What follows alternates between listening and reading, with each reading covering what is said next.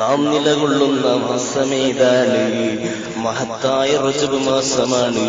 ഹബീബായ സല്ലല്ലാഹു അലൈഹി വസല്ലമ തങ്ങൾ പറയുന്നുണ്ട്, റജബുൻ ശഹ്റുല്ലാഹ്, അല്ലാഹുവിന്റെ മാസമാണ് റജബ്.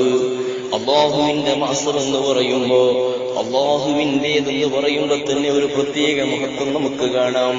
എല്ലാ വീടുകളെ പോലെയല്ല കഅബ. കഅബ അല്ലാഹുവിന്റെ വീടാണ്. അതുപോലെ പള്ളികൾ അല്ലാഹുവിന്റെ വീടാണ്.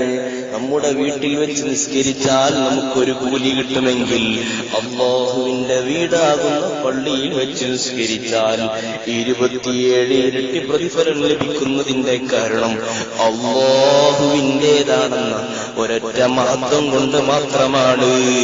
അതുകൊണ്ട് പ്രിയപ്പെട്ട മുഅ്മിനീങ്ങളെ, ഹബീബായ സല്ലല്ലാഹു അലൈഹി വസല്ലമ തങ്ങൾ പറയുന്നുണ്ട്, ഹബീബായ തങ്ങൾ മിഅ്റാജിന്റെ രാത്രിയിൽ സ്വർഗം കണ്ടില്ലേ? സ്വർഗത്തിൽ അല്ലാഹുവിന്റെ റസൂൽ ഒരു പുഴ കണ്ടു. ആ പുഴയുടെ പ്രത്യേകത എന്താണ്? അതാ ആ പുഴയിലെ വെള്ളത്തിന് പാലിനേക്കാൾ വെളുപ്പുണ്ട്, തേനിനേക്കാൾ മധുരമുണ്ട്, കസ്തൂരിയേക്കാൾ സുഗന്ധമുണ്ട്. ഹബീബായ സല്ലല്ലാഹു അലൈഹി വസല്ലമ തങ്ങൾ ജിബ്രീലിനോട് ചോദിച്ചു, ജിബ്രീലേ, ലിമൻ ഹാദാ, ഇതാർക്കുള്ളതാണ്? അപ്പോൾ ജിബ്രീൽ അലൈഹിസ്സലാമിന്റെ മറുപടി, ഇത് റജബ് മാസത്തിൽ നോമ്പനുഷ്ഠിച്ച തങ്ങളുടെ ഉമ്മത്തീങ്ങൾക്കുള്ളതാണെന്ന് ഹബീബായ സല്ലല്ലാഹു അലൈഹി വസല്ലമ തങ്ങളോട് മലായികതീങ്ങളിൽ പ്രമുഖനായ ജിബ്രീൽ അലൈഹിസ്സലാം പറഞ്ഞു കൊടുത്തുവെങ്കിൽ, ഓ മുഅ്മിനീങ്ങളെ, നമ്മൾ റജബിനെ ഉപയോഗപ്പെടുത്തണം.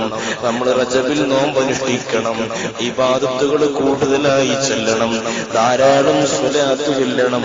അങ്ങനെ ധാരാളം മഹത്വമുള്ള മാസമാണ് റജബ്. ആ റജബിൽ ഒരാൾ നോമ്പനുഷ്ഠിച്ചാൽ അവൻ ആഖിറത്തിൽ ദാഹമില്ലാത്തവനായി വരുമെന്ന് ഹബീബായ സല്ലല്ലാഹു അലൈഹി വസല്ലമ തങ്ങൾ പറഞ്ഞതായി ഹദീസിലുണ്ട് കേട്ടോ.